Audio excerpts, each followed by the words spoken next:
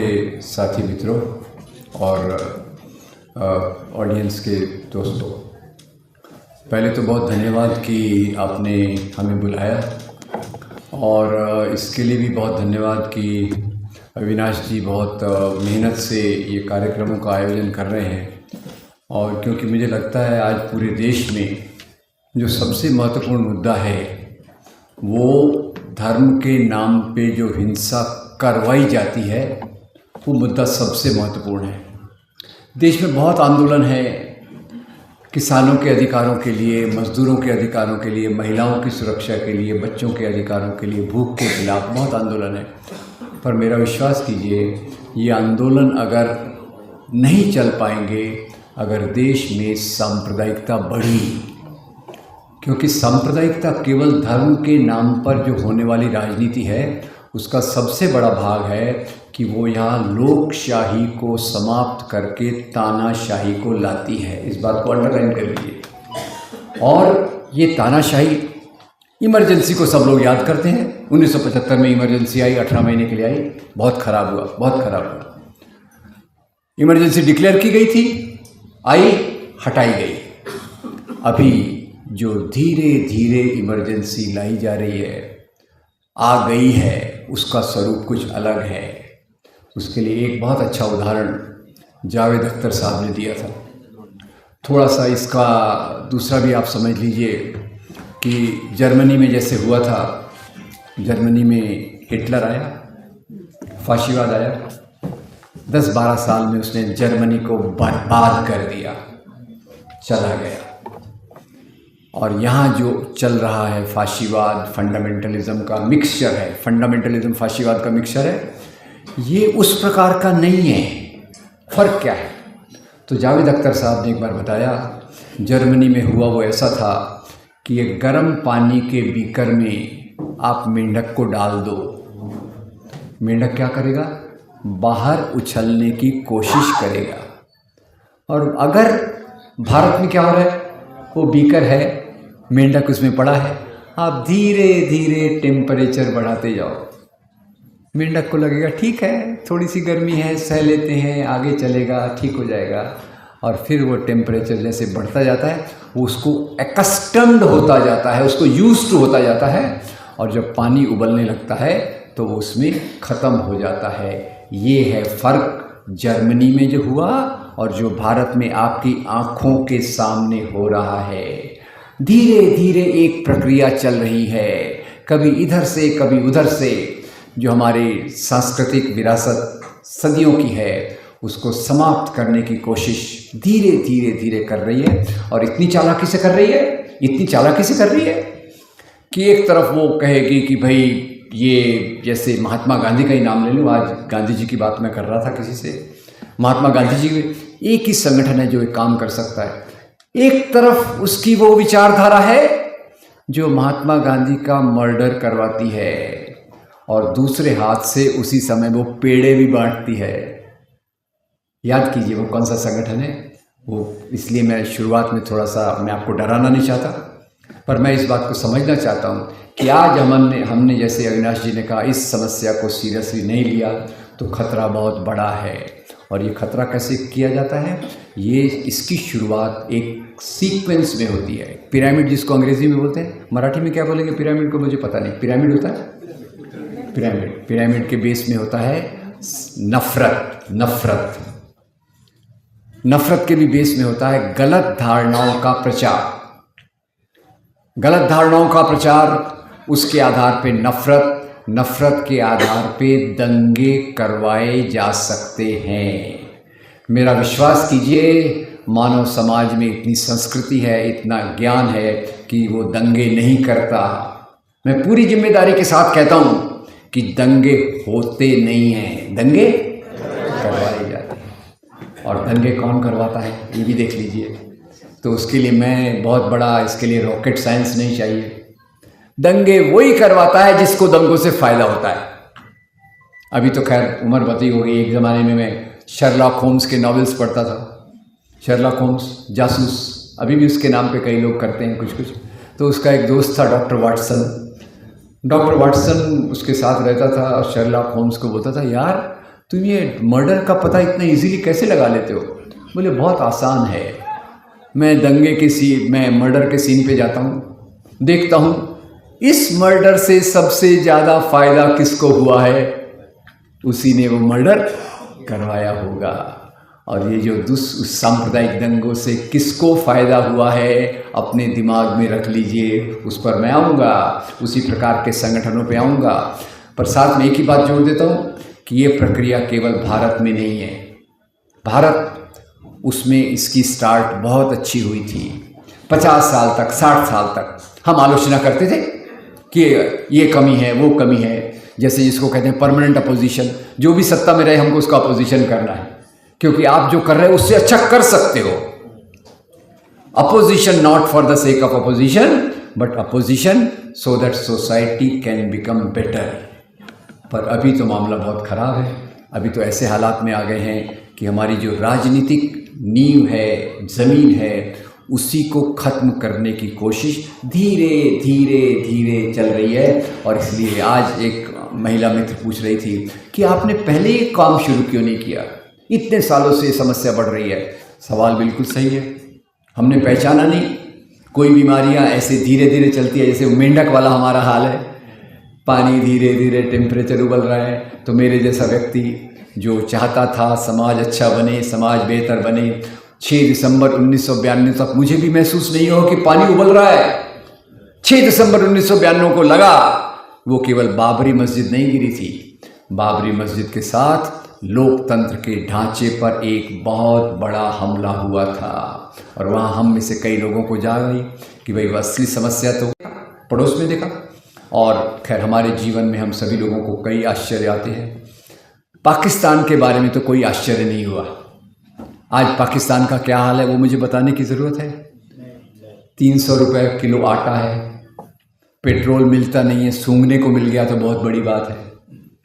नौकरियां हैं नहीं, विज्ञान का विकास ज़ीरो, इंडस्ट्रियल डेवलपमेंट ज़ीरो। ज़्यादातर क्या है, कबीले लड़ते रहते हैं, आर्मी कंट्रोल करती रहती है।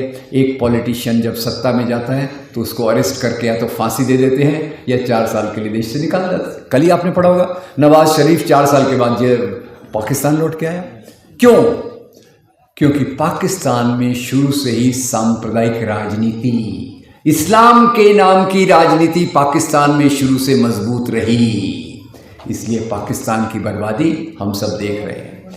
और इसलिए शुरू में ही आपको बता दूं, 6 दिसंबर 1992 के बाद पाकिस्तान के भी लोग आपके और मेरे जैसे ही हैं। एक वर्ग है जो भारत की बहुत तारीफ करता है, अरे India, BRC, ISRO, public sector, BSNL, क्या क्या नहीं है यहाँ का साइंटिफिक फोर्स करके दांतों तले उंगलियां दबाता है और हमारी तारीफ करता है। फिरोज भी गए होंगे, हम में से कई लोग गए, मैं तो गया था। तो मुझे तो वहाँ जाके बहुत अच्छा लगा कि वो लोग पाकिस्तान की इस राजनीति के आलोचक हैं कि जो राजनीति मजहब के नाम पे हो रही है, पर मजबूरी है, उन्होंने शुरू से ही इस आधार पे किया, तो इसलिए देश का विकास ठप हो गया। तो यहाँ आपको याद दिला दूँ, एक पाकिस्तानी कवित्री फहमीदा रियाज, दिल्ली में उसका हस्बैंड डिप्लोमेट था, पाकिस्तान की तरफ से इंडिया में रहने वाला डिप्लोमेट था। 6 दिसंबर को बाबरी मस्जिद गिराई गई। उस समय फहमीदा रियाज ने लिखा, अरे भाई तुम भी हम जैसे निकले। वो पाकिस्तान की है, क्या बोले, अरे भाई तुम भी हम जैसे निकले, कहाँ छुपे बैठे थे अब तक, आ जाओ भाई भाई मिलकर गले मिलेंगे। यानी हम तो पहले से बर्बाद हो गए हैं, तुमने भी बर्बादी का रास्ता चुन लिया है। उसके बाद ज़िंदगी में बहुत सारे आश्चर्य होते हैं। 2 आश्चर्यों के बारे में बात करूँगा। एक आश्चर्य अब हुआ पिछले साल, 1 साल हो गया करीब, मुझे भी याद नहीं रहता, मेमोरी थोड़ी कमज़ोर है। श्रीलंका में उठाव हुआ, श्रीलंका में उठाव हुआ, वही हाल, खाने को रोटी नहीं है, नौकरियां नहीं है, उत्पादन नहीं हो रहा, पेट्रोल नहीं मिल रहा, समाज में समस्या है। अध्ययन करना चालू किया, क्योंकि श्रीलंका को मैं एक बहुत अच्छा देश मानता था। खूबसूरत देश है, आइलैंड है, अच्छी सभ्यता है, बौद्ध धर्म वहाँ चलता है, बौद्ध धर्म वहाँ चलता है।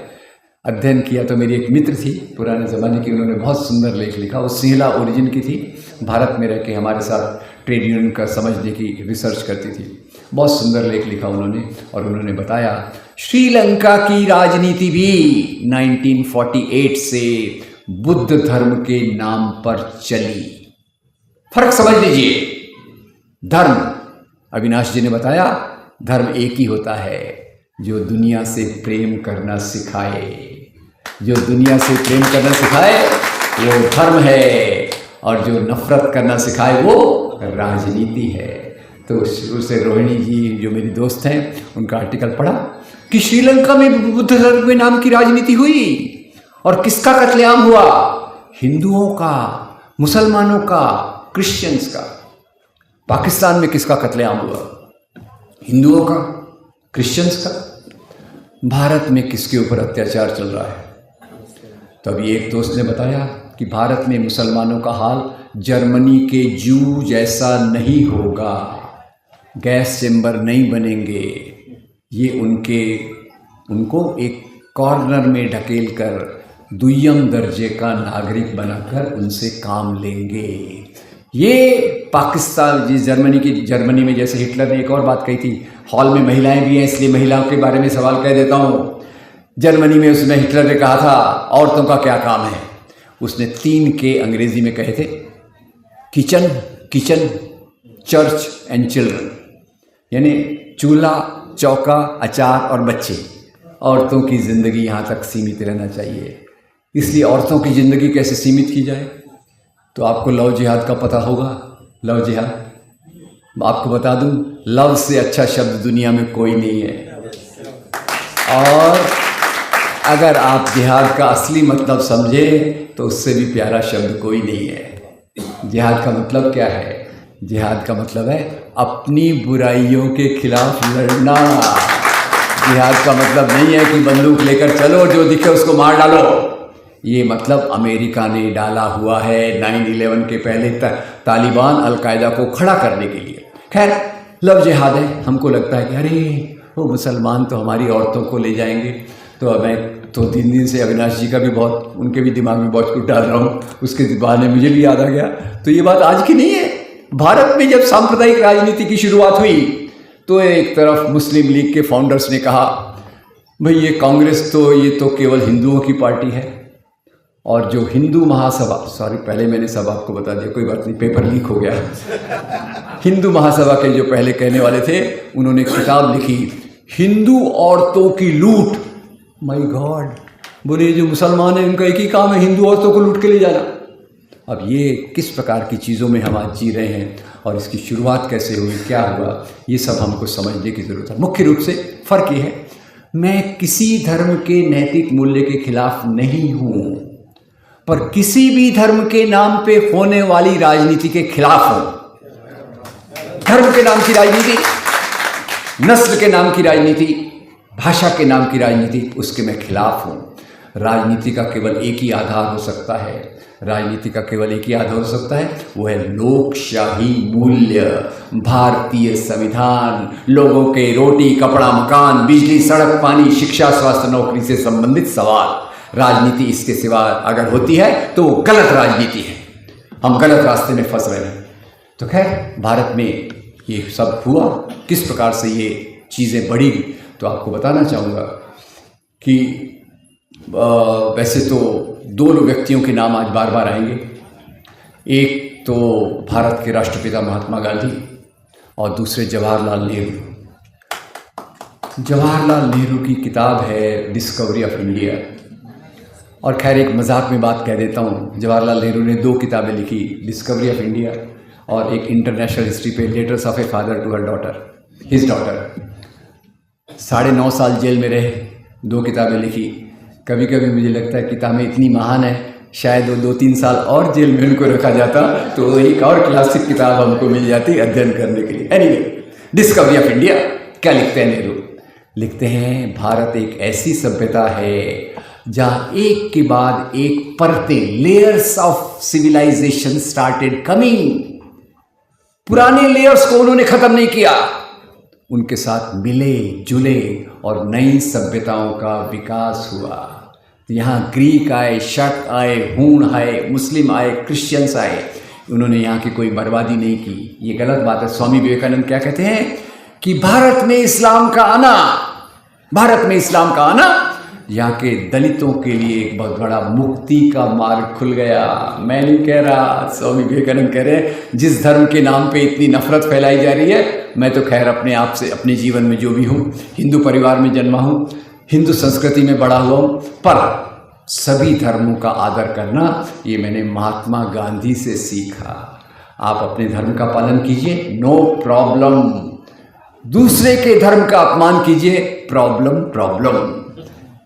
यही चीज़ के आधार पे भारत के इतिहास को समझने की कोशिश की, गांधी के नज़रिए से, नेहरू के नज़रिए से। तो ऊपर से फिर बात आई, अरे ये मुसलमान राजा वेरी बैड, हमारे मंदिर तोड़े, जबरदस्ती से इस्लाम फैलाया, हिंदुओं पे अत्याचार किए। इस पर मैं ज़्यादा आज नहीं जाऊंगा, केवल इतना बता दूंगा, सभी राजाओं ने, सभी प्रकार के राजाओं ने मंदिरों को तोड़ा। औरंगजेब अभी अपने वो उप मुख्यमंत्री है ना, कौन, जिन्होंने औरंगजेब की डीपी लगाने पे बोला, फडणवीस, हाँ वही, ये औरंगजेब की औलादें कहाँ से पैदा हो गई। तो थोड़ा औरंगजेब की एक ही बात बता देता हूँ। औरंगजेब के ही वो जो काशी का विश्वनाथ मंदिर है, तोड़ा। कारण मैं नहीं बताऊंगा क्योंकि मैं भी थोड़ा डरता हूँ। एक मेरे नौजवान दोस्त हैं, ये अविनाश जैसे, उन्होंने ये बात टीवी पे कही कि वास्तव में मंदिर क्यों तोड़ा गया। उन्होंने कहा 2 दिन की जेल हो गई, इसलिए मैं नहीं बताऊंगा, इसलिए केवल कहूँगा आपको पढ़ना है तो आप डॉक्टर पट्टाभी सीतारामैया की किताब फेदर्स एंड स्टोन पढ़ लीजिए। मंदिर में क्या हुआ था, क्यों मंदिर को तोड़वाया गया, इशारों में समझ सकते हैं तो एक नाम बोल देता हूँ। मंदिर में आसाराम बापू टाइप का केस हो गया था। ओके, अब यहाँ तो ये उसने मंदिर तोड़वाया। इसी औरंगजेब ने बहुत सारे मंदिरों को दान दिया। डॉक्टर विशंभरनाथ पांडे की किताब है फरमान्स ऑफ किंग औरंगजेब। क्या बोलते हैं वो, मेरी मेमोरी तो उम्र के हिसाब से कम होती है, तो इसलिए 3 मंदिरों की बात बता देता हूँ, और इसलिए आपको भी मेरी मदद करना पड़ेगा। अपने अभी वो महाराष्ट्र में हुआ था ना, 50 खोके ओके,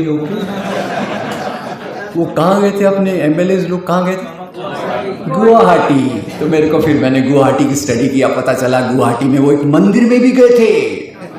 काम अच्छा करो बुरा करो, मंदिर तो जरूर जाओ। और वो मंदिर था कामाख्या देवी का मंदिर, और कामाख्या देवी के मंदिर के सामने प्लाक लगा हुआ है, मैं आलमगीर औरंगजेब इस मंदिर को इतना दान देता हूँ। आशा है उन्होंने 50 खोके वालों ने ये भी बात पढ़ी होगी तो कुछ उनके दिमाग में रोशनी आई होगी। फिर फिल्मों में बड़ा इंटरेस्ट है, नौजवान तो नहीं हूँ फिर भी अच्छी फिल्में देखना चाहता हूँ। तो अभी पता चला वो फिल्म की एक न्यूज़ थी, वो अपनी आलिया भट्ट है, आलिया, उसका हस्बैंड कौन है, अब आलिया भट्ट का जो एंसेस्टर्स कुछ मुसलमान वगैरह हैं, महेश भट्ट साहब से पहले थोड़ी जान पहचान थी, तो उनके परिवार में उनकी माँ या दादी कोई मुसलमान है। तो वो गए मध्य प्रदेश में उज्जैन में महाकाल के मंदिर, तो महाकाल के मंदिर में तुरंत नो एंट्री का बोर्ड लगा दिया। दावा करते हैं कि हम हिंदू तो सबको आने देते हैं। अरे दलितों को नहीं आने देते थे, बाबा साहब आम्बेडकर को कालाराम मंदिर का आंदोलन करना पड़ा। तो बोले ये मुसलमान देखो कितने नैरो माइंडेड हैं, मज़ार पे और इस पे किसी को आने नहीं देते। तो आलिया भट्ट का केस आ गया।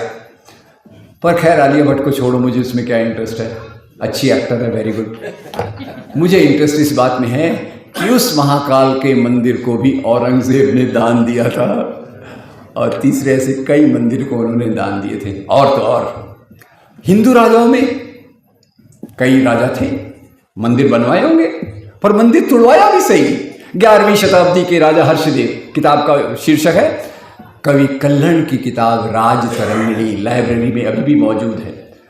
क्या लिखते हैं राजा हर्षदेव, अपने राज्य में एक नए ओहदे का निर्माण करवाया जिसका टाइटल शीर्षक था देवोत्पतन नायक।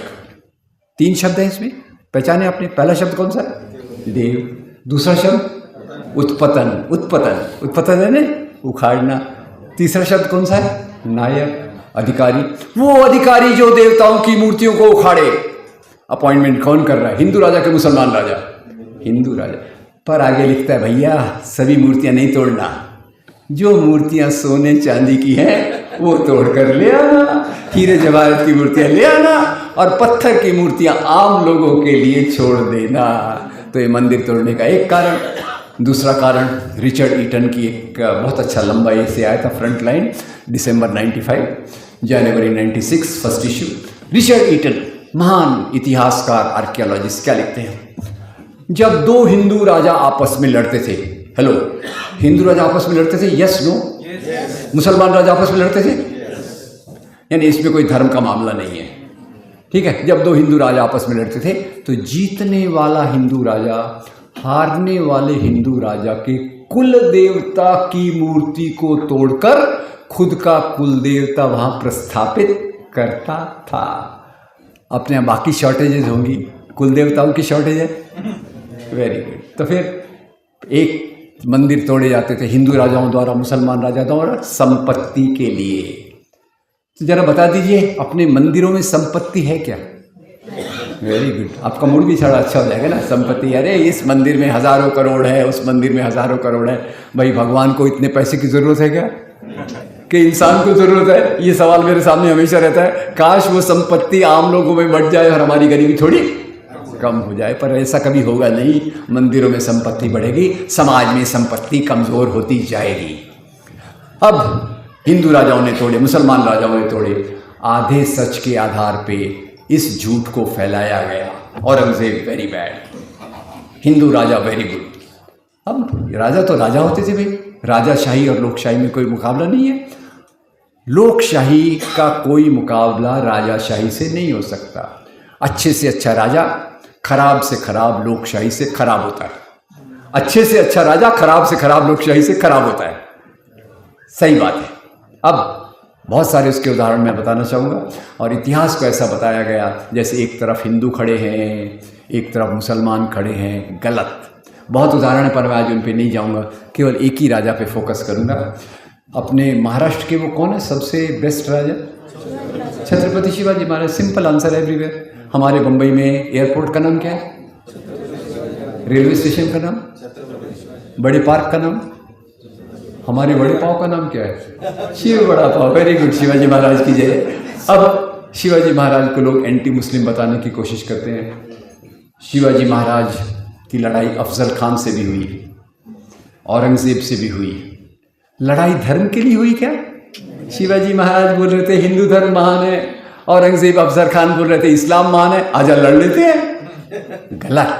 शिवाजी महाराज अपने राज्य का विस्तार कर रहे थे। पहले उन्होंने किसको हराया? चंद्रराव मौर्य, याद रखिएगा, चंद्रराव मौर्य। और उसके बाद चंद्रराव मौर्य को हराया, अपने राज्य की स्थापना की। तो उधर से आदिल शाह का बीजापुर का आदिल शाह को लगा ये इतना राज्य बढ़ाएगा तो मेरे लगान का क्या होगा? राजा को प्रजा से केवल इतना मतलब है, मेरा लगान आते रहना चाहिए। उधर से औरंगजेब को तकलीफ हुई, तो औरंगजेब ने शिवाजी महाराज से को डील करने के लिए किसको भेजा? राजा जय सिंह। और इसने भेजा किसको? आदिल शाह ने किसको भेजा? अफजल खान। अब खैर मैं इसके डिटेल में नहीं जाता। अफजल खान का जो सेक्रेटरी था उसका नाम था कृष्णाजी भास्कर कुलकर्णी, और शिवाजी महाराज का जो बॉडीगार्ड था जिसने उसको वाघनख दिया था उसका नाम था रुस्तमे जमान।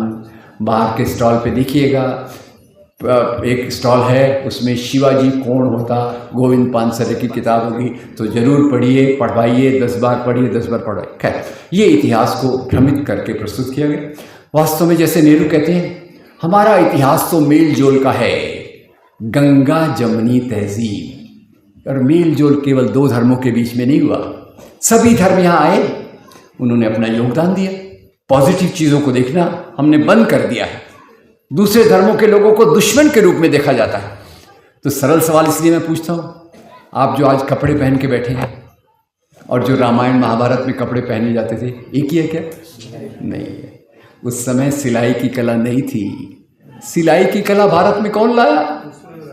अरब व्यापारी लाए ग्रीस से। कैंची, सुई, धागा, ये वहाँ से आया। उसके बाद आपका pant, shirt, salwar kameez, T shirt, pants बनना चालू, नो प्रॉब्लम। अब क्रिश्चियन तो यहाँ वैसे भी 2.3% है, दाल में नमक के बराबर। और हम बर्थडे मनाते हैं, ज़्यादातर लोग मनाते हैं, एक ही दिन तो साल में खुशी का आता है। क्या करते हैं उसमें? केक काटते हैं। कहाँ से आई? उसको बाइकआउट करना है तो आपकी मर्जी, मैं तो काटूंगा और मैं केक को एंजॉय करूंगा, भले मेरे को ब्लड शुगर है, नो प्रॉब्लम। अब ये चीज़ें हमारी जो मेल जोल की है उसको ये इस प्रकार से दिखाते हैं। इसलिए घटना बताना चाहता हूँ। शहरों के नाम बदले जा रहे हैं। फैजाबाद का हो गया, अयोध्या इलाहाबाद का हो गया प्रयागराज, और अपने औरंगाबाद का नाम हो गया संभाजी नगर। जैसे इससे प्रॉस्पेरिटी आ जाएगी, संभाजी महाराज को याद किया तो प्रॉस्पेरिटी आ जाएगी। तो नाम बदले जा रहे थे। एक तो पत्रकार मित्र भारत के महान इतिहासकारों में से इरफान हबीब के पास गए, बोले सर ये शहरों के नाम बदले जा रहे हैं, क्या प्रॉब्लम है, क्यों कर रहे हैं ये लोग, शहरों का नाम बदल के क्या मिलेगा? तो इरफान हबीब साहब बहुत महान इतिहासकार बोले, देखो भारत की सभ्यता मिली जुली सभ्यता है, और अभी जो सरकार आई है एक धर्म के नाम पे राज करना चाहती। पहचान लिए? उनको यहाँ का मुस्लिम कंपोनेंट, इस्लामिक कंपोनेंट पसंद नहीं है। ठीक है, बदलो नाम, पर एक काम करो। इरफान हबीब साहब मजाक करते हैं, एक काम करो, पहले उस व्यक्ति का नाम बदलो जो हमारा गृह मंत्री है, जिसको कई लोग चाणक्य भी बोलते हैं। क्या नाम इसका? शाह नाम भी ईरान से आया। बादशाह, शहनशाह, ये शब्द शाह शब्द उधर से आया, तो शुरुआत वहाँ से करो तो कोई प्रॉब्लम नहीं है। खैर औरंगाबाद का नाम बदला, लोगों को बहुत तकलीफ हुई वहाँ, उस पर मैं भी गया था। तो ये जो मेल जोल की सभ्यता है ये हर जगह दिखती है। इस साल मैंने एक बहुत बड़ी बात नोट किया, अपनी महान वारकरी परंपरा, यस, उसमें शेख मोहम्मद के फॉलोअर पार्टिसिपेट करते हैं। Right wrong? वारकरी परंपरा में हिंदू भी है, मुसलमान भी है, संत कबीर को मानने वाला हिंदू भी है, मुसलमान की है, सूफी संत की दरगाह पे जाने वाला हिंदू भी है, मुसलमान भी है। ये है मेरा इंडिया, जहाँ धर्म के नाम पे भेदभाव नहीं होता था। और उसका अंतिम उदाहरण बीबीसी ने एक सर्वे किया। बीबीसी ने सर्वे क्या किया? भारत हिंदी फिल्मों में भजन आते हैं। अब हिंदी फिल्मों बहुत मिक्सचर है, मिसड़ आपल म्हणतो ना, मिसड़ आहे, कुछ अच्छा कुछ बुरा। तो हिंदी फिल्मों में कुछ भजन है, तो उन्होंने एक सर्वे किया एनआरआई इंडियंस का, बताइए हिंदी फिल्मों के 10 सबसे अच्छे भजन कौन से हैं? तो उसमें टॉप पे एक भजन आया जो शायद मेरी जनरेशन के आसपास के लोग पहचानेंगे, फिल्म बैजू बावरा। मन तड़पत हरि दर्शन को आज, लिखने वाले शकील बदायूनी, गाने वाले मोहम्मद रफ़ी, संगीत देने वाले Naushad Ali. Thank you very much. This is my life. Mahabharat serial आता था, सड़कों पे कर्फ्यू लग जाता था, सब लोग चिपक के महाभारत के ब्यूटीफुल डायलॉग स्क्रिप्ट देखते थे। और वो लिखा किसने था? राही मासूम रजा। आपका बहुत बहुत धन्यवाद, मैं बहुत दिन से नाम ढूंढ रहा था, आपका धन्यवाद। अब इसमें फूट कहाँ से आई? फूट आई अंग्रेज़ों के आने के बाद। अंग्रेज़ों के आने के बाद क्यों किया उन्होंने? फूट क्यों डाली? मज़हब के नाम पे फूट क्यों डाली? क्योंकि मज़हब इमोशंस, भावनाओं से जुड़ा होता है, और भावनाओं से जब जुड़ा होता है तो हम खून खराबा करने के लिए तैयार कर देते हैं लोगों को। पता होगा आपको, हमारी धार्मिक किताबें, किसी ने पन्ना फाड़ दिया, अपमान कर दिया, लोग मरने मारने पर उतारू हो जाते हैं। पर कितने लोगों ने किताब के अंदर पढ़ा, उसमें लिखा क्या है, कुरान में क्या है, वेद में क्या है, बाइबल में क्या है? खैर पढ़ो ना पढ़ो, इंडियन कॉन्स्टिट्यूशन पढ़ो, that is more than sufficient for me. अब तो भावनात्मक मुद्दों पे नफरत फैलाने का काम अंग्रेजों ने किया। क्यों किया? तो यहाँ हम आते हैं 1857 की क्रांति, one of the major landmarks of Indian history. 1857 जवाब आपको देना है। बताइए 1857 की चिंगारी शुरुआत किसने की? मंगल पांडे। इसकी सदारत किसने की? इसका लीडर कौन बना? बहादुर शाह। बहादुर शाह जफर के साथी कौन थे? तात्या साहब टोपे, नाना साहब पेशवा, झांसी की हिंदू मुसलमान मिलकर अंग्रेजों के खिलाफ लड़े। अंग्रेजों की सत्ता डगमगा गई। उन्होंने कहा अगर हमको यहाँ राज करना है तो कौन सी नीति लगाना पड़ेगा? Divide and rule. इसलिए राजाओं को उन्होंने धर्म से जोड़ दिया। अब यहाँ मैं एक आपका केबीसी एक्सरसाइज कर लेता हूँ। बताइए, पर बस ज़्यादा खुश मत होइए, मेरा जेब खाली है, प्राइज़ नहीं मिलेगा। सिर्फ इतना बता रहा हूँ, ऑप्शन आपको दे रहा हूँ। राजा लोग राज्य क्यों करते थे? ऑप्शन ए, धर्म के नैतिक मूल्यों के लिए। ऑप्शन बी, सत्ता और संपत्ति के लिए। ए या बी? अब आपकी किस्मत खराब है, अमिताभ बच्चन होते तो आपको 1 आध करोड़ ऐसे ही मिल जाता था। अब राजा लोग सत्ता संपत्ति के लिए राज करते थे। अंग्रेजों ने इतिहास में बता दिया, हिंदू राजा बनाम मुसलमान राजा, और लोगों में नफरत फैलाने का काम कर दिया। इस्लाम आया तलवार की नोक पर। वो है ना, नागपुर में एक बड़ा संगठन है, उस पर अपन आएंगे। उसके बहुत बड़े मुखिया भी हैं, डॉक्टर भी हैं। वो बोले 11वीं शताब्दी के बाद से भारत में इस्लाम आया, काश थोड़ा बहुत पढ़ लें, राजनीति तो बहुत करते हैं, थोड़ा पढ़ भी लें। भारत की पहली मस्जिद कहाँ है ये भी कभी पढ़ लेते तो इतना गलत स्टेटमेंट नहीं देते। बताइए, भारत की पहली मस्जिद कौन से राज्य में है? केरल में। वेरी गुड, इसीलिए मैंने ऑप्शन नहीं दिए, मुझे मालूम है आपको जवाब मालूम है। अब उनको नहीं मालूम, इतने बड़े संगठन के लाखों लाख पूरा देश कंट्रोल कर रहे हैं। देश क्या, बाहर भी कंट्रोल कर रहे हैं। अपने प्रधानमंत्री यूक्रेन का युद्ध तो रुकाते हैं, पर ये लोग भी बाहर बहुत कुछ करते रहते हैं। एनीवे, अब उनको इतना नहीं पता कि भारत में इस्लाम 7वीं शताब्दी में आया, मुसलमान ट्रेडर्स के माध्यम से आया। एक ईसाई मिशनरी जो आए वो सन 52 में आए, सेंट थॉमस के माध्यम से। तो खैर, ये सब गलत चीज़ों का प्रचार यहाँ होकर बात यहाँ आती है कि सांप्रदायिक राजनीति, नफरत की राजनीति किसने शुरुआत की? कि अंग्रेज़ों ने। तो थोड़ा अंग्रेज़ों को समझ लेते हैं, और इसी पे आज मैं ज़्यादा फोकस करूँगा। तो बताइए, अंग्रेज़ लोग भारत क्यों आए? व्यापार करने में। व्यापार करके रुक गए क्या? कंपनी प्रॉफिट में है, घर चलो नहीं। उसमें कभी क्या किया बाद में? राज किया। राज के बाद क्या किया? हमारी संपत्ति लूट कर ले गए। अब ये 3 चीज़ें उन्होंने किया। एक सवाल तो मैं पूछना भूल गया, ये बताइए, भारत को आज़ादी कब मिली थी? 1947। Thank you very much. मेरे दिमाग में बड़ा कन्फ्यूजन चल रहा है। एक बहुत बड़ी एक्टर ने बोला हमको आज़ादी मिली 2014 में, तब से मैं कंफ्यूज हूँ, इसलिए हर ऑडियंस में पूछता भैया आज़ादी कब मिली। आपने मेरा कन्फ्यूजन दूर कर दिया, थैंक यू वेरी मच। 1947 में आज़ादी मिली। गुलामी किसको बोलते हैं? देश की गुलामी उसको बोलते हैं जब देश की संपत्ति को लूट कर ले जाते हैं, नंबर 1। नंबर 2, देश का प्रशासन बाहर से चलता है। अब बाबर से लेके तो औरंगजेब तक वो यहाँ की संपत्ति लूट कर कहाँ ले गए? कहीं ले गए? नहीं, यहाँ राज किया, यहीं मरे, इसी मिट्टी में खाक हो गए। उनको इंस्ट्रक्शन बाहर से आती थी क्या? नहीं। तो खैर, हमारी गुलामी चालू होती है अंग्रेज़ों के साथ, और अंग्रेज़ों के जाने के साथ हमारी आज़ादी मिलती है। तो ये वो एक्टर को बता दीजिएगा कभी आपको मिलती है तो, वो झांसी की रानी का रोल करती है ना, लकड़ी के घोड़े पर बैठ के। खैर नहीं, अब अंग्रेज़ आए, उनको यहाँ से संपत्ति लूट के ले जाना था, तो उन्होंने यहाँ बहुत सारे परिवर्तन लाए। वैसे भी समाज बदलता रहता है, समाज बदलता रहता है, शासक लोग अपने ही शासक के हिसाब से बदलाव करते हैं। तो उन्होंने कुछ परिवर्तन लाए। परिवर्तन नंबर 1, उनको कोई सामान नासिक से लंदन ले जाना है लूट के, फुकट में। कैसे ले जाएंगे? पहले कहाँ ले जाना पड़ेगा? बॉम्बे, मुंबई कौन सी गाड़ी तक ले जाते थे पहले सामान कौन सी गाड़ी से ले जाते थे? बैलगाड़ी। वेरी गुड, बैलगाड़ी। अंग्रेजों ने बोला बैलगाड़ी कब नासिक से चलेगी, कब बम्बई पहुंचेगी? तो बैलगाड़ी के बदले लाए रेलगाड़ी। याद रखिएगा, रेल। फिर ब्रिटिश वॉइसरॉय कलकत्ता में रहता था, कोलकाता में रहता था, उसको अपने ऑफिसर्स को लेटर्स भेजना रहता था। तो बताइए, अंग्रेज़ों के आने के पहले लेटर्स कौन ले जाता था? कबूतर भी ले जाते थे, पर कबूतर का एक ही है, वो केवल लव लेटर्स ले जाते थे, फालतू नहीं। घुड़सवार थे, अंग्रेजों ने बोला घुड़सवार तो बड़ा स्लो है, कब नासिक से निकलेगा, कब दिल्ली जाएगा, वगैरह वगैरह। तो उन्होंने इसके बदले लाया टेलीफोन, टेलीग्राफ, पोस्टल सिस्टम। पहला रेल, अभी आ गया मेल। और तीसरा जो आया वो था आधुनिक शिक्षा।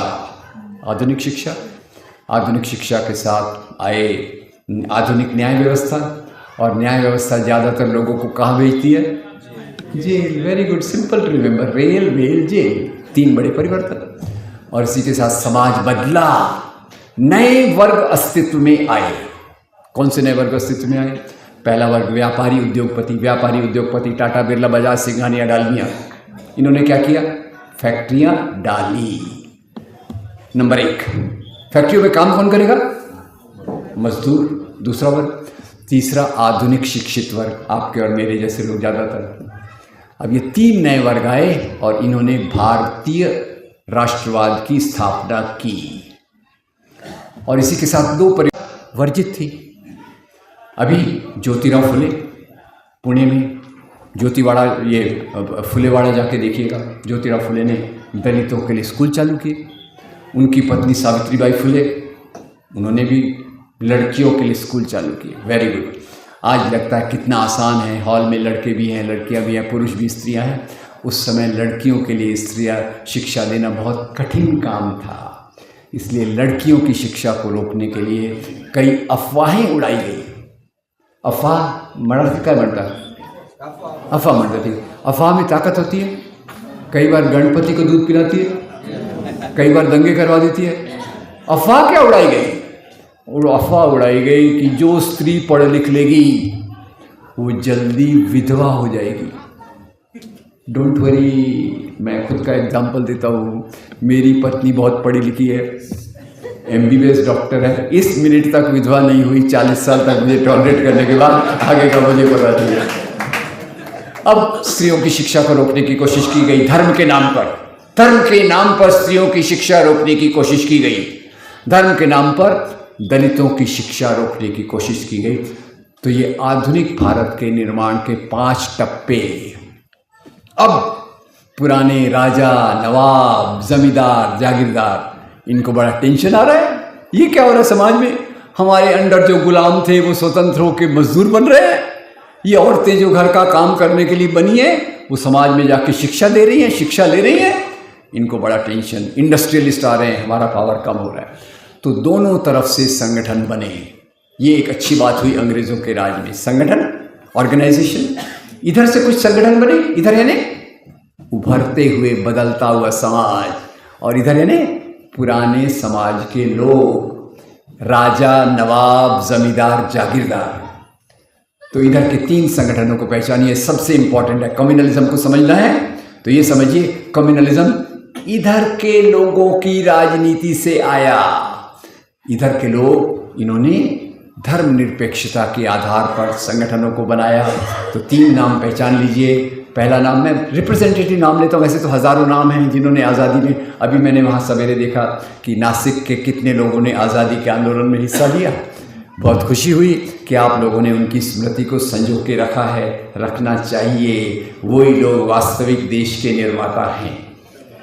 तो खैर, उभरते वर्गों में से मैं 3 नाम ले लेता हूँ।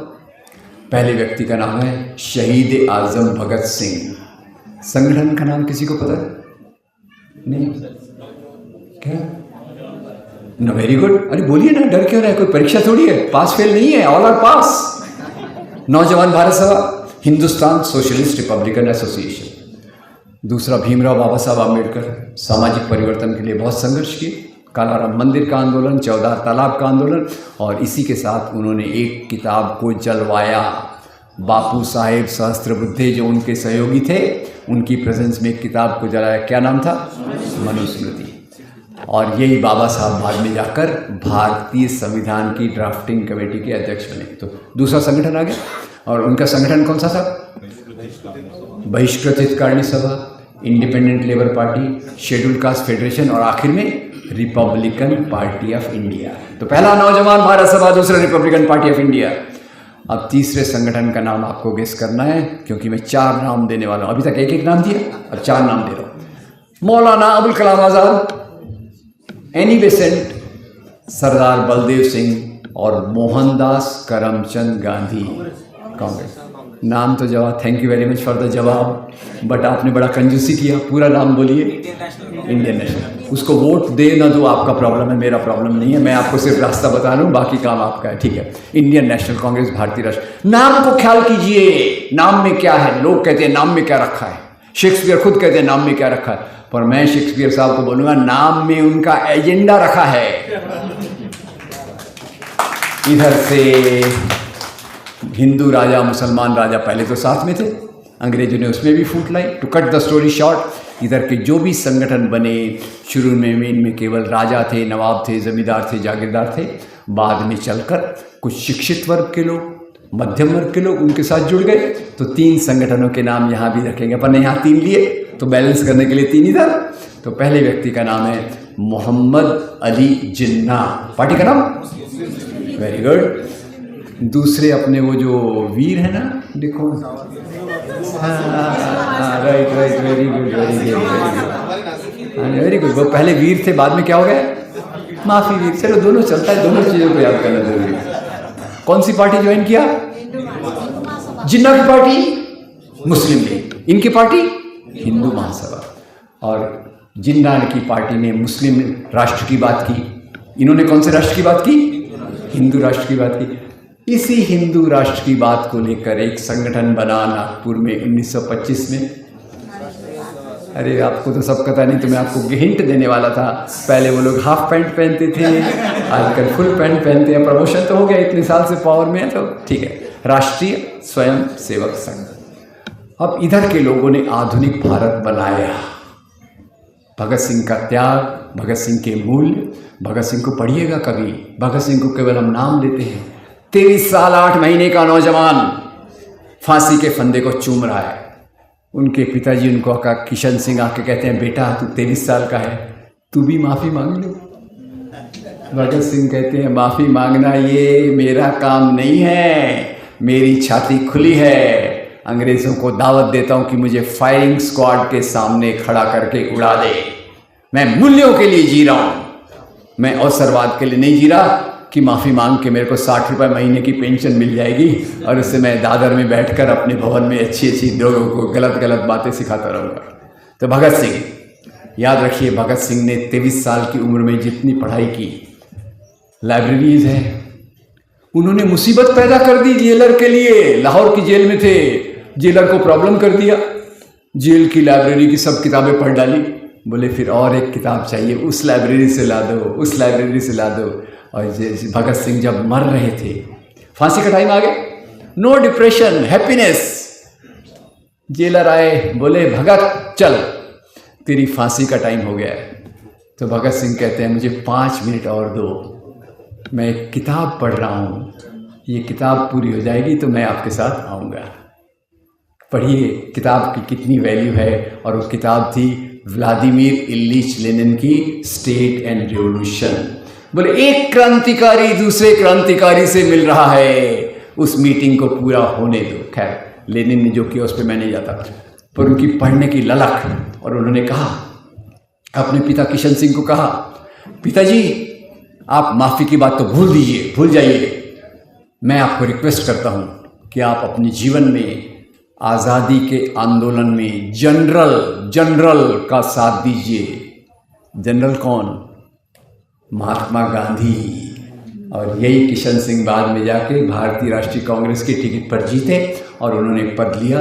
और यही भगत सिंह ने वो लेगेसी छोड़ी है जो हमारे लिए अभिमान का विषय होना चाहिए। कोई भी उसके उन्होंने जो किया है एक। फिर दूसरे भीमराव बाबा साहब अम्बेडकर, जितना वर्णन करूं पूरा लेक्चर उसमें चला जाएगा। कितना अध्ययन किया उन्होंने। जिस समाज के व्यक्ति को पढ़ने की सुविधा नहीं थी, उस व्यक्ति ने आज़ादी के आंदोलन में सबसे ज़्यादा डिग्रियां प्राप्त की। Please note this point. वो समाज से आते थे जिनको शिक्षा वर्जित थी और उसने आज़ादी के आंदोलन में सबसे ज़्यादा डिग्रियां पाई, सबसे ज़्यादा किताबें लिखी और उन्होंने यहाँ के भारतीय संविधान की आधारशिला रखी। और तीसरे महात्मा गांधी, आज थोड़ा डिटेल में उनके बारे में देख लिया जाए। महात्मा गांधी तैयार होकर नहीं आए थे, तैयारी एक ही थी, पूरी ईमानदारी से, प्रतिबद्धता से, अहिंसा के साथ, सत्य के साथ जीऊंगा। पूरी प्रतिबद्धता से, सत्य के साथ, अहिंसा के साथ जीऊंगा, समाज के साथ चलूंगा। साउथ अफ्रीका में ट्रेन में बैठते हैं फर्स्ट क्लास का टिकट लेकर, टिकट चेकर आता है, अरे बोले तुम तो काले हो, अश्वेत हो, फर्स्ट क्लास में कैसे बैठे हो, उतरो। गांधी जी को उतारा गया। रात की कड़कड़ाती ठंड में वो बैठे थे और उन्होंने सोचा ये गलत कानून के खिलाफ मैं संघर्ष करूँगा। और वहीं से मोहनदास करमचंद गांधी से महात्मा गांधी के बनने की शुरुआत हुई, जिसने भारत को आज़ादी दिलाई।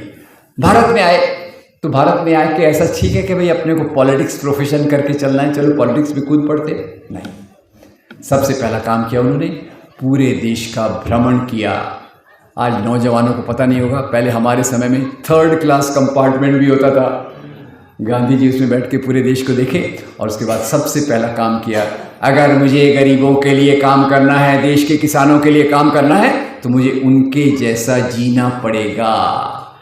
कोट उतर गया, पैंट उतर गया, उसके बदले क्या आ गया, धोती। और इसलिए चर्चिल ने उनको कहा, ये नंगा फकीर कहाँ से आ गया।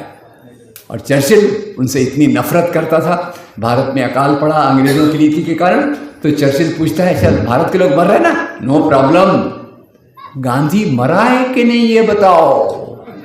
क्योंकि उनको पता था उनके साम्राज्य को कोई अगर कील लगाएगा तो वो है महात्मा गांधी। तो ये 3 लोगों के संगठन का नाम याद रखिए, और इधर के 3 लोगों का संगठन देखिए, मुस्लिम लीग, हिंदू राष्ट्र के लिए RSS।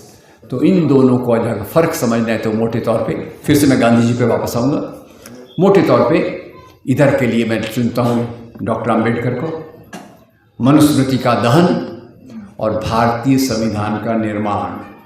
और ये लगे हाथ ये भी बता दूँ कि आज लोग महात्मा गांधी और आम्बेडकर के बीच में अंतर्द्वंद दिखाते हैं कि महात्मा गांधी ने दलितों के साथ धोखा किया। पर याद रखिए, महात्मा गांधी आम्बेडकर से प्रभावित होकर 1932 के बाद सालों साल तक उन्होंने एक ही काम किया। वो क्या था? अछूत व्यवस्था, वर्ण व्यवस्था, जाति व्यवस्था के खिलाफ काम करना। और एक बात आपको पता होगा, 1948 30 जनवरी को उनको हत्या की गई, पर वो पहली बार था क्या? पहला अटेम्प्ट था उनकी लाइफ पे? नहीं, 5वां अटेम्प्ट था। पहला अटेम्प्ट कब हुआ? 1934। क्यों? महात्मा गांधी अभी तक अंग्रेजों के खिलाफ लड़ रहे थे, लड़ते रहो। जब से उन्होंने जाति व्यवस्था के उन्मूलन के लिए अम्बेडकर के रास्ते पर चलना चालू किया, यहाँ के जो हिंदू राष्ट्र के मानने वाले थे, उनको ये सहन नहीं हुआ। और वहाँ उन्होंने पहली बार कहा, ये व्यक्ति हमारे सनातन मूल्यों के खिलाफ जा रहा है। सनातन यानी क्या? जाति व्यवस्था, वर्ण व्यवस्था, उसके खिलाफ ये जा रहा है। उसके बाद पहली बार उन पर 1934 में अटैक हुआ। खैर, तो ये 2 प्रकार की राजनीतियों का संघर्ष। इधर की राजनीति ने आधुनिक भारत बनाया, बाबा साहब आम्बेडकर, मनुस्मृति का दहन, भारतीय संविधान का निर्माण। लगे हाथ बता दूं, आपको पता है भारतीय संविधान की ड्राफ्टिंग कमेटी के लिए बाबा साहब का नाम किसने प्रस्तावित किया था? महात्मा गांधी। उनके चेले जवाहरलाल नेहरू उनको पूछने गए, बापू हम संविधान बना रहे हैं, बताइए ड्राफ्टिंग कमेटी के लिए किसका नाम ठीक रहेगा? बापू 2 वर्ड कहते हैं, इसके लिए अम्बेडकर उचित रहेंगे। आज जो बड़ा समाज महात्मा गांधी से नफरत करता है, उसने ये पढ़ना चाहिए, सीखना चाहिए कि भारतीय संविधान को बनाने के लिए अम्बेडकर का नाम किसने प्रस्तावित किया था। उनको ये भी सीखना चाहिए। जवाहरलाल नेहरू फिर से अपने गुरु के पास हर समय जाते रहते। कैबिनेट बना रहे हैं, मंत्रियों के नाम की लिस्ट लिया, गांधी के पास गए, बोले बापू ये जरा कैबिनेट मिनिस्टर्स की लिस्ट देख लीजिए। बोले मुझे लिस्ट मत बताओ, मुझे केवल एक ही बात बताओ, इसमें अम्बेडकर का नाम है कि नहीं? नेहरू कहते हैं अम्बेडकर का नाम है। बोले जाओ, आपकी लिस्ट को मैंने अप्रूव कर दिया। ये थे गांधी और अम्बेडकर के रिश्ते, जिनको हम बहुत गलत निगाह से, गलत तरीके से समाज में प्रस्तुत करते हैं। तो खैर, अब इधर से मैंने बताया अम्बेडकर के सिद्धांत, और इधर से एक दूसरे व्यक्ति के सिद्धांत बताता हूँ, वो जो उसी संगठन से जुड़े हुए हैं, हाफ पैंट फुल पैंट, के सुदर्शन। अभी तो क्या हुआ है कि उनके जो पुरानी राइटिंग्स है उनको वेबसाइट से भी निकाल दिया गया है। सौभाग्यवश मेरे एक बहुत प्यारे दोस्त शमसुल इस्लाम ने उनके रिसर्च को करके रखा है, और बाई चांस मैं भी उस समय लिखता था, तो मैंने भी उस समय जब के सुदर्शन ने सन 2000 में एक बयान दिया था, स्टेटमेंट दिया था। क्या स्टेटमेंट था? भारतीय संविधान विदेशी मूल्यों पर बना है। किसने बनाया था? बाबा साहब अम्बेडकर। और ये क्या कह रहे हैं? भारतीय संविधान विदेशी मूल्यों पर बना है, इसको फेंक दो। और एक ऐसा संविधान लाओ जो भारतीय धर्म ग्रंथों के आधार पे बना हो। क्या कह रहे हैं वो? मनुस्मृति के आधार पे संविधान को लेकर आओ। और यही बात आज उनके बड़े बड़े इंटेलेक्चुअल्स अलग भाषा में कह रहे हैं। ये भारतीय संविधान क्या है? हमारी जो भारतीय सभ्यता है, सिविलाइजेशन है, वो बड़ी है। और सिविलाइजेशन से उनका मतलब है वेद और मनुस्मृति, वर्ण व्यवस्था, जाति व्यवस्था की ऊंच नीच, स्त्रियों का दुय्यम दर्जा। तो ये राजनीति आज चल रही है। फिर महात्मा गांधी के बारे में थोड़ा और देख लिया जाए। अभी मुझे एक दोस्त बता रहे थे, उन्होंने अपने स्कूल में बहुत अच्छा गांधी का एक मेटालिक ये बनाया है। देखिएगा, आप भी जरूर देखिएगा, मुझे बहुत अच्छा लगा, गांधी की याद आ गई। और देखता हूँ इस बार गांधी जयंती 2 अक्टूबर को ट्विटर पे जो ट्रेंड चल रहा था वो गांधी का नहीं था। किसका था? गोडसे का था। आज फार्मेसी के स्कूल में लेक्चर देने गया था, तो वहाँ एक लड़की ने यही बोला कि सर ये गांधी जयंती के दिन गोडसे को ज़्यादा याद क्यों करते हैं? मैंने कहा ये हमारा दुर्भाग्य है कि हम गांधी को लोगों तक नहीं पहुंचा पाए। और गोडसे को पहुंचाने वाले लगातार पिछले 95 ईयर से रोज़ लगातार अपनी शाखाओं में, एकल विद्यालय में, शिशु मंदिरों में, सरस्वती मंदिरों में, सोशल मीडिया में, गोदी मीडिया के माध्यम से इस बात को फैलाते रहे हैं। गोडसे का गौरवीकरण, उदात्तीकरण होता रहा है। और वैसे आपको बताऊं, मैंने शुरू में ही बताया, गोडसे उस संगठन में ट्रेन हुए थे जिस संगठन में एक तरफ गांधी को मारने का विचार आता है और दूसरी तरफ उसी समय जब गांधी के मरने के बाद पेड़े बांटे जाते हैं। ये दुनिया का केवल एक ही संगठन कर सकता है जो 2 मुही जबान से अपने काम को करता है। तो खैर, अब ये 2 चीज़ों में जो संघर्ष है। फिर गांधी के बारे में बहुत कुछ कहा जाता है। कल मैं एक सेमिनार में था, अब अविनाश जी लाए हैं तो मैं बदल के बोलने का ट्राई कर रहा था, तो अचानक मेरे दिमाग में आया कि दूसरी एक बात फैलाई जाती है। पहले तो कहा गया कि भाई गांधी ने भगत सिंह को बचाने के लिए कुछ नहीं किया। स्टडी किया मैंने, मेरा आधा टाइम इसी में जाता है स्टडी करने में। पता लगा कि गांधी ने लॉर्ड इरविन को 2 पत्र लिखे थे। लॉर्ड इरविन को लिखा था कि भाई ये एक महान देशभक्त है, इसको आप फांसी की सज़ा मत दो, देश के लिए बहुत बड़ा नुकसान होगा। लॉर्ड इरविन ने सोचा और अपने फेयरवेल स्पीच में कहा कि गांधी की बात को मैं मानने की बात सोच रहा था, पर पंजाब के जितने अंग्रेज ऑफिसर्स थे सब ने मुझे धमकी दी, अगर आपने भगत सिंह को माफ़ किया, भगत सिंह की फांसी की सज़ा को माफ़ कर दिया, तो हम एन मास रिज़ाइन कर देंगे। इसलिए उन्होंने ये नहीं किया। अभी गोडसे पे एक फिल्म आई थी, उसका एक क्लिप देखा मैंने, शर्म से पानी पानी हो गया। अरे अपने सिद्धांतों पे बात करो, झूठ क्यों बोलते हो? उसमें वो गोडसे नाम का व्यक्ति बोल रहा है कि मुझे महात्मा गांधी पे गुस्सा इसलिए था कि उन्होंने भगत सिंह को बचाने के लिए कुछ नहीं किया। मैंने हाथ जोड़ दिए, मैंने कहा भैया तेरे संगठन ने भगत सिंह को बचाने के लिए क्या किया, जरा इतना तो बता दे। 1925 में बना था एक, 1915 में दूसरा। उन्होंने भगत सिंह के लिए कौन सी आवाज़ उठाई थी? उन्होंने अम्बेडकर के साथ कौन सा साथ दिया था जब अम्बेडकर दलित उद्धार के लिए काम कर रहे थे? खैर, पर मीडिया में तो आ गया गांधी ने भगत सिंह को बचाने के लिए कुछ नहीं किया। और सबसे बड़ा झूठ उस फिल्म में आता है कि गोडसे कहते हैं, गोडसे कहता है, कहते हैं बोलो, कोई कहता है कि मुझे गांधी पर बहुत गुस्सा है, एक तो भगत सिंह को नहीं बचाया। और जब 1931 की इंडियन नेशनल कांग्रेस के कराची अधिवेशन में भगत सिंह की मृत्यु के विरोध में प्रस्ताव पास किया गया, गांधी ने उसका विरोध किया। माय गॉड, वो एक अपने प्रधानमंत्री का वाक्य है, हिपोक्रेसी की भी सीमा होती है, झूठ बोलने की भी सीमा होती है। मैंने स्टडी किया तो पता चला वो प्रस्ताव का वो रिजोल्यूशन महात्मा गांधी ने ड्राफ्ट किया और कांग्रेस वालों को बोला पहला ये प्रस्ताव पास करो, बाद में हम कांग्रेस की कार्रवाई शुरू करेंगे। अब नफरत फैलाने की हद होती है। भगत सिंह के बारे में बोलते हैं, फिर सुभाष बाबू के बारे में बोलते हैं। अब बड़े लोग हैं, सुभाष बाबू हैं, अंबेडकर हैं, महात्मा गांधी है, विचारों में फर्क तो होगा। अब मैं और अविनाश जी, मैं और फिरोज जी, हमारे सभी विचार मिलते हैं क्या? नहीं मिलते, पर फिर भी रास्ता एक है। अब सुभाष बाबू क्यों कांग्रेस से अलग हुए?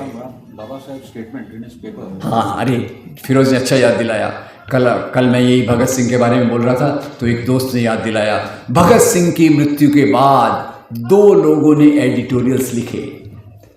एक एडिटोरियल लिखा था पेरियार रामास्वामी नायकर ने और दूसरा एडिटोरियल लिखा था भीमराव बाबा साहब एम्बेडकर ने। अपनी पत्रिका में क्या लिखा कि भगत सिंह की फांसी को कोई नहीं रोक सकता था। एक तरफ से अंबेडकर का नाम लेना, दूसरी तरफ अंबेडकर ने जो कहा उसके विचारों के पूरी तरफ उल्टा जाना, ये एक ही संगठन कर सकता है। अब सुभाष बाबू, उनके विचार थोड़े अलग थे पर फिर भी वो मानते थे। सबसे पहले आपको पूछ लूँ, ये सुभाष चंद्र और गांधी के बीच में अंतर विरोध बताते हैं, जवाब दीजिए। महात्मा गांधी को राष्ट्रपिता की उपाधि किसने दी थी? Subhash Chandra Bose. Matter ends there, full stop. उनमें विचारों में मतभेद था। क्या मतभेद था? सेकंड वर्ल्ड वॉर चालू हुआ, कांग्रेस ने महात्मा गांधी के नेतृत्व में प्रस्ताव पास किया कि हम मास मूवमेंट चालू करके अंग्रेजों के खिलाफ संघर्ष करेंगे। सुभाष बाबू ने कहा ये क्या करेंगे हम, उससे अच्छा तो ये है दुश्मन का दुश्मन हमारा दोस्त होता है। हमारा दुश्मन कौन है? ब्रिटिश का दुश्मन कौन है? जर्मनी। तो हम जर्मनी के साथ मिलकर अपनी लड़ाई लड़ेंगे, आप करते बैठे हो संघर्ष, मैं रिजाइन करके जा रहा हूं। उनको निकाला नहीं गया था, रिजाइन किया, जाके आज़ाद हिंद फौज बनाई और रंगून से अपने ब्रॉडकास्ट में पहला ब्रॉडकास्ट क्या होता है? पहला ब्रॉडकास्ट होता है, भारत के राष्ट्रपिता महात्मा गांधी से मैं निवेदन करता हूं। कौन कह रहा है? सुभाष बाबू कह रहे हैं, भारत के राष्ट्रपिता महात्मा गांधी से मैं निवेदन कर रहा हूं कि वो हमें आशीर्वाद दें कि हम अपने काम में सफल हो। और हम यहाँ नफरत फैला रहे। सुभाष और गांधी के बीच में अंतर विरोध था। बाद में सुभाष बाबू ने अपनी आज़ाद हिंद फौज बनाई। पहली बात याद रखिए, उनकी पहली फौज थी शायद दुनिया की जिसमें औरतें भी शामिल थी। थोड़ा इसके लिए खुश होने की ज़रूरत है। सुभाष चंद्र बोस की दूरदर्शिता थी, लक्ष्मी सहगल, और उन्होंने 3 रेजिमेंट्स बनाई। पहली रेजिमेंट का नाम जरा गौर से सुनिएगा, सुभाष चंद्र बोस की आज़ाद हिंद फौज की रेजिमेंट का पहला रेजिमेंट का नाम था महात्मा गांधी रेजिमेंट। दूसरी रेजिमेंट का नाम था जवाहरलाल नेहरू रेजिमेंट। तीसरी रेजिमेंट का नाम था मौलाना आज़ाद रेजिमेंट। ये थे सुभाष बाबू। अरे डिफरेंसेस थे पर रास्ता एक ही था। एक प्यारी कहानी आपको बताना चाहता हूँ। आज़ाद हिंद फौज के कैदियों को जब लाया गया दिल्ली के लाल किले में, बापू उनसे मिलने गए। बापू ने उनसे पूछा, भाई क्या हाल चाल है? तो कैदियों ने कहा, बापू यहाँ बड़ा ख़राब हाल है। बोले क्या हो गया? बोले हमको अलग अलग चाय देते हैं, हिंदू चाय, मुसलमान चाय। कभी सुना है आपने? नहीं सुना, मैंने सुना है। हिंदू पानी मुसलमान पानी पहले स्टेशन में मिलता था। हिंदू चाय मुसलमान चाय। तो बापू ने बोला आपने वो चाय फेंक देना चाहिए। तो कैदी बड़े मज़े से बोलते हैं, बापू हम फेंकते नहीं, हम वो चाय को मिक्स करके पी लेते हैं। एक्सीलेंट। फिर सुभाष चंद्र बोस 1945 में महात्मा गांधी को मिलने आते हैं। इंडिया आए, महात्मा गांधी को मिलने वर्धा गए। 3-4 घंटे तक दोनों ने गपशप की और आखिर में गांधी ने कहा, देखो देखो सुभाष, तुम्हारा और मेरा रास्ता अलग है, तुम्हारा और मेरा रास्ता अलग है, पर अगर तुम्हारे रास्ते पर चलकर भारत को आज़ादी मिलती है तो आपको बधाई का टेलीग्राम भेजने वाला मैं पहला व्यक्ति होऊंगा, महात्मा गांधी। अब उसी के साथ आखिर में जब आज़ाद हिंद फौज के कैदियों पर मुकदमा चला, सुभाष बाबू ने तो कांग्रेस छोड़ दी थी, पर आज़ाद हिंद के कैदियों का मुकदमा किसने डिफेंड किया? जवाहरलाल नेहरू। उनका वो जो वकालत का कोट, वो पूछे कहीं तो भी धूल खा के पड़ा था, धूल खाते हुए कोट को निकाला, वकालत करने गए। कैलाश नाथ काटजू, भूलाभाई देसाई, जवाहरलाल नेहरू, इन्होंने आज़ाद हिंद फौज का मुकदमा लड़ा। अंबेडकर के बारे में मैं आपको बता चुका हूँ कि अंबेडकर जी पृथक विभाजन क्षेत्र चाहते थे, महात्मा गांधी रिजर्व कॉन्स्टिट्यूंसी चाहते थे। महात्मा गांधी का लॉजिक बहुत सरल था कि मेरे को पहले अंग्रेज़ों से गुलामी से मुक्ति पाना है, और अगर हिंदुओं के बीच में बंटवारा आ गया तो ये लड़ाई मुश्किल हो जाएगी। बाबा साहब का मैं पूरा सपोर्ट करता हूँ, पर महात्मा गांधी की मजबूरी देखिए, वो देश के सब लोगों को अपने साथ ले जाने चाहते थे, इसीलिए ये समस्या है। खैर ये मुख्य बातें होगी। अब दोस्तों सवाल ये आता है कि 2 प्रकार के एजेंडा आए। एक एजेंडा जिसको मैं ना सोशल साइंटिस्ट हूँ ना पॉलिटिकल साइंटिस्ट हूँ, फिर भी मैंने एक दुस्साहस करके एक शब्द ईजाद किया है और वो शब्द है 1947 के आज़ादी के आंदोलन का। मैं इसको कहता हूँ अंबेडकर नेहरू क्रांति। क्यों? संविधान किसका है और देश का विकास किसका है? नेहरू का। और देश के विकास की जो नीतियां थी उस समय ये लोग तो बोल रहे थे भाई सोमनाथ मंदिर बनाओ। गांधी ने बोला ये मंदिर बनाना का काम सरकार का नहीं है। नेहरू ने उसका दूसरा जवाब दिया। भाखड़ा नंगल बांध का उद्घाटन 1954 या 56 में कर रहे थे। बांध का उद्घाटन करते समय उन्होंने कहा ये जो बांध है, ब्रैकेट में ऐड कर लीजिए, ये जो IITs हैं, ये जो इसरो है, ये जो BA बार्क है, ये जो CSIR है, ये जो पब्लिक सेक्टर है, ये जो इंडस्ट्रीज है, ये आधुनिक भारत के नए पूजा के स्थान हैं। अम्बेडकर ने। और दूसरी तरफ से इन लोगों का वही यहाँ सौगंध राम की खाते हैं मंदिर। वो अपने रथ यात्री जी आ गए। रथ यात्री ने बोला अरे हमारे मंदिर तो मस्जिदों के नीचे हैं, मस्जिदों को तोड़ो मंदिर बनाओ। और इस प्रकार के मुद्दों के आधार पे नंबर 1 गलत फहमियाँ फैलाओ, नफरत पैदा करो, दंगे करवाओ, सत्ता में आओ, समाज को बांटो। ये राजनीति एक तरफ चली।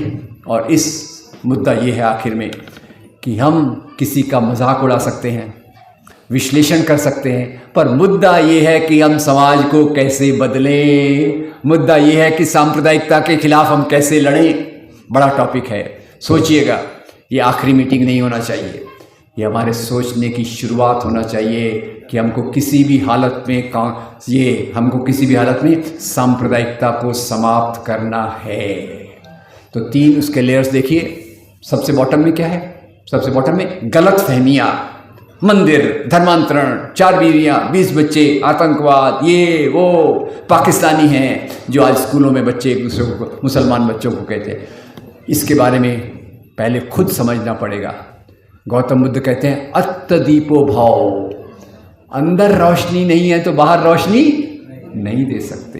तो पहले खुद के लिए बहुत कुछ मटेरियल है। इतना मैंने नकारात्मक बात कही, आपको सकारात्मक बातें कहता हूँ। बहुत अच्छी अच्छी किताबें हैं, अच्छी अच्छी फिल्में हैं, अच्छी अच्छी वीडियोस हैं, देखिए, दिखाइए। और ख़ास तौर से 2 एपिसोड्स, 3 का मैं उल्लेख करूँगा। श्याम बेनेगल का सीरियल संविधान, श्याम बेनेगल का एपिसोड भारत एक खोज, और आनंद पटवर्धन का एक सीरीज़ है रीज़न, राम के नाम फिल्म है, डॉक्यूमेंट्री फिल्म है, एक सीरीज़ बोल रहा हूँ मैं, उसका नाम है विवेक रीज़न, जिसमें दाभोलकर की हत्या, फिर गोविंद पानसरे की हत्या और आज के आतंकवाद के बारे में बहुत सुंदर तरीके से दिखाया गया। ये 3 सैंपल हैं और बहुत सारे लोग हैं, उनके वीडियोस देखिए, दिखाइए। और अगर बुरा ना मानिए तो मैं छोटा अपना भी कह दूं कि मैंने भी कई वीडियोस बनाए हैं, वो भी देखिए। उसमें भी मैंने इन्हीं चीज़ों को डील किया है। एक अशोक कुमार पांडे हमारे नौजवान दोस्त हैं, अभी फिरोज़ भाई को भी मैं रिक्वेस्ट कर रहा हूँ कि आप भी वीडियो बनाइए। पैलेस्टाइन को आप कहाँ कहाँ तक ले जाओगे? पुलवामा के बारे में आप अकेले कहाँ जाओगे? 140 करोड़ लोगों का देश है। आपको सोशल मीडिया वीडियोस का इस्तेमाल करना चाहिए और आपको ये चीज़ों को लोगों तक ले जाने के लिए नियमित रूप से मिलना पड़ेगा। 15 दिन में एक बार, महीने में एक बार, 2 घंटे के लिए, 3 घंटे के लिए वीडियो देख रहे हैं, चर्चा कर रहे हैं, सच्चाई की बात कर रहे हैं। इसी आधार पे सामाजिक चेतना को बदलना पड़ेगा, जिस सामाजिक चेतना के कारण एक चौथी के मुसलमान लड़के को कहा जाता है इसके साथ हम नहीं खेलेंगे, पाकिस्तानी हैं। 19 साल की मुसलमान लड़की को पूछा जाता है तेरे बैग में तो बॉम्ब होगा। ये चेतना हमको बदलना है और ये काम हम ही कर सकते हैं, कोई अकेला नहीं कर सकता। तब तक सबका साथ इसमें नहीं मिलेगा, ये समाज बदलने वाला नहीं है। नंबर 2, हमारे सामाजिक आंदोलन एक्सेलेंट वर्क, अंधश्रद्धा निर्मूलन हो, नर्मदा बचाओ हो, राइट टू इन्फॉर्मेशन हो, एक्सेलेंट। पर हमारी कमज़ोरी ये रही है कि हमने सांप्रदायिकता के खिलाफ जितना संघर्ष करना था उतना संघर्ष नहीं हुआ। इसलिए नफरत की दीवारें खड़ी की गई हैं, हिंदू मुसलमान के बीच में, हिंदू क्रिश्चियन के बीच में, क्रिश्चियन मुसलमान के बीच में। ये नफरत की दीवारों को तोड़ना हमारा काम होगा। कैसे तोड़ा जाए? मिलजुल कर। संत कबीर कहते हैं निंदक नियरे राखिए, आंगन कुटी छवाए, बिन पानी साबुन बिना निर्मल होत सुभाए। जब आप लोगों से मिलेंगे, उनको समझेंगे, उनको पहचानेंगे। इसलिए हमारी एक दोस्त है दिल्ली में, शबनम हाशमी, उसने एक कार्यक्रम चालू किया है, मेरे घर आकर तो देखो, मेरे घर आकर तो देखो। मुसलमान को अपने घर में बुलाइए, आप मुसलमान के घर में जाइए, चाय पीजिए, खाना कीजिए। वेजिटेरियन खाना है तो वेजिटेरियन खाइए, वेजिटेरियन नॉन वेजिटेरियन का भी बड़ा प्रॉब्लम है। तो एक याद आ गया, अभी वो नॉन वेजिटेरियनिज्म को कल मैंने उल्टा ही सुना, पर नॉन वेजिटेरियन उनको लुक डाउन कर रहे हैं, तुम नॉन वेज खाते हो, और उसके नाम पे वो हत्या भी होगी ना, अरे ये तो गाय खाते। पर गाय खाने के बारे में मैं ज़्यादा नहीं कहूँगा, मेरा ऑलरेडी टाइम हो रहा है ट्रेन का। 10 मिनट है, चलो ठीक है। फिर एक आपको आखिर में मैंने आपको इतना सीरियस कर दिया, एक मज़े की बात बताता हूँ। वो अभी वो चालू हो गया था ना कैंपेन, क्या गऊ हमारी, मुसलमान उसको, इसलिए उसका राम नाम नहीं, मुसलमानों का राम नाम सत्य नहीं होता, मुझे नहीं पता, जो भी हो एनीवे। तो मुसलमान 300 मुसलमानों की लिंचिंग की गई। तो राजस्थान में वो गवर्नमेंट थी, कमल का फूल वाली, जो सबको फूल बनाती है, वो गवर्नमेंट थी वहाँ। तो उन्होंने गौशाला बनाई, गौशाला में 300 गाय भूख से, बीमारी से मर गई। मैं बहुत परेशान हो गया। तो मुझे राहत मिलती है स्वामी विवेकानंद जी की रचनाओं को पढ़कर। ये मत समझिए कि स्वामी विवेकानंद हिंदुत्व वाले हैं। उन्होंने जाति व्यवस्था के खिलाफ जो लिखा है, गरीबी के खिलाफ जो लिखा है, दरिद्र नारायण की जो बात की है, दिल और दिमाग में रखने की ज़रूरत है। स्वामी विवेकानंद जी को पढ़ा, lectures from Almora to Chicago, उनकी एक किताब भी है, फिलोसोफर ऑफ फ्रीडम। पढ़ा तो स्वामी जी उसमें लिखते हैं, वैदिक काल में गाय का मांस खाया जाता था, फुल स्टॉप। हिपोक्रेसी की भी सीमा होती है, और ये हिपोक्रेसी की सीमा कैसे दिखी उसका फिर भी मैंने विश्वास नहीं किया। मुझे कब विश्वास आया आपको पता? एक मैं और बायोग्राफी पढ़ रहा था, बाई चांस ट्रैवल करते करते कुछ पढ़ना पड़ता है, तो बायोग्राफी पढ़ रहा था। वो अपने वो प्राइम मिनिस्टर थे ना, कौन से कविता लिखने वाले, अटल बिहारी वाजपेयी, उनकी बायोग्राफी पढ़ रहा था। हार नहीं मानूंगा, पेज 236, विजय त्रिवेदी की लिखी हुई किताब है। किताब पढ़ रहा था तो 236 पेज पे आया। तो एक बार अटल जी अमेरिका गए हुए थे, अमेरिका के टूर पे थे, लेक्चर के बाद खाने का आनंद ले रहे थे, खाने में मग्न थे। तो पड़ोसी ने थपथपाया कंधे पे, अटल जी आप क्या कर रहे हो, आप जो खा रहे हो तो बीफ है। अटल जी हंस दिए, बोले बीफ है तो क्या हो गया, इंडियन गाय का थोड़ी है, तो अमेरिकन गाय का है, no problem. Anyway, back to what we should do, awareness campaigns, किताबें, लाइब्रेरीज, वीडियोस। अपने तक संतुष्ट नहीं होने का हर एक व्यक्ति ने जिम्मेदारी लेना चाहिए। मेरे घर में, परिवार में, स्कूल में, कॉलेज में, सोसाइटी में, मोहल्ले में, हर जगह। जैसे आज अविनाश जी ने बीड़ा उठा लिया है कि राम पुनियानी को मैं चैन से नहीं बैठने दूंगा, बार बार ले आऊँगा, मुझे खुशी है इस बात की। आप भी कीजिए, इस बात की चेतना को बढ़ाइए। और तीसरा, हमारे सामाजिक आंदोलनों को इसको अपने मुद्दे में इंटीग्रेट करना पड़ेगा। मैं नर्मदा बचाओ आंदोलन के लिए काम करूंगी, साथ में मैं सांप्रदायिकता के खिलाफ भी खड़ी रहूंगी। मैं स्त्रियों के अधिकार के लिए लड़ूंगी, सांप्रदायिकता के खिलाफ भी लड़ूंगी। इन दोनों को मिलाने की जरूरत है। और तीसरा, 9 साल में जो हाल हो गया वो मैं डिटेल में नहीं जाना चाहता। आर्थिक व्यवस्था का क्या हुआ है, दलितों पे अत्याचार कैसे बढ़े हैं, अल्पसंख्यकों पे अत्याचार कैसे बढ़े हैं, आदिवासियों को क्या हुआ है, और कैसे उन्होंने एक डबल नीति अपनाई है। एक तरफ से कहना हम जनसंख्या गणना नहीं करवाएंगे, दूसरी तरफ सोशल इंजीनियरिंग के माध्यम से दलितों में, आदिवासियों में ज़्यादा उनको अपनी तरफ आकृष्ट भी करना। उन्होंने कई हनुमान भी खड़े किए हैं अपने, वो जो है ना अपने एक यहाँ रिपब्लिकन पार्टी एक है ना, वो जो बोलते हैं जो पार्टी सत्ता में आएगी मैं उसके साथ जाऊँगा। और एक और थे वो रामविलास कुछ थे ना, उनके बेटे ने तो डायरेक्ट कह दिया मैं तो मोदी जी का हनुमान हूँ। थैंक यू वेरी मच, तेरे को बनना है तो बन, हमको हनुमान नहीं बनना, हमको राम बनना है। ठीक है, अब उन्होंने सोशल इंजीनियरिंग के माध्यम से ये भी कर लिया है। तो इसलिए राजनीतिक धरातल पर भी आपको काम करना ज़रूरी है। किस पार्टी को वोट देना दैट इज़ योर चॉइस, पर एक बात है, वो पार्टी सत्ता में कभी नहीं आना चाहिए जो धर्म के नाम पे लोगों को बांटती है। वो पार्टी सत्ता में नहीं आना चाहिए जिसने 9 साल में देश को बर्बादी की तरफ ले जाने का, ढकेलने का पूरा कोशिश किया है। इसलिए मैं उम्मीद करता हूँ कि ये सब बातें मैंने जो आपसे कही उसको आप गहराई से सोचेंगे, आत्मसात करेंगे और समाज के जीवन में लाने की कोशिश करेंगे। आपका बहुत धन्यवाद। Thank you very much.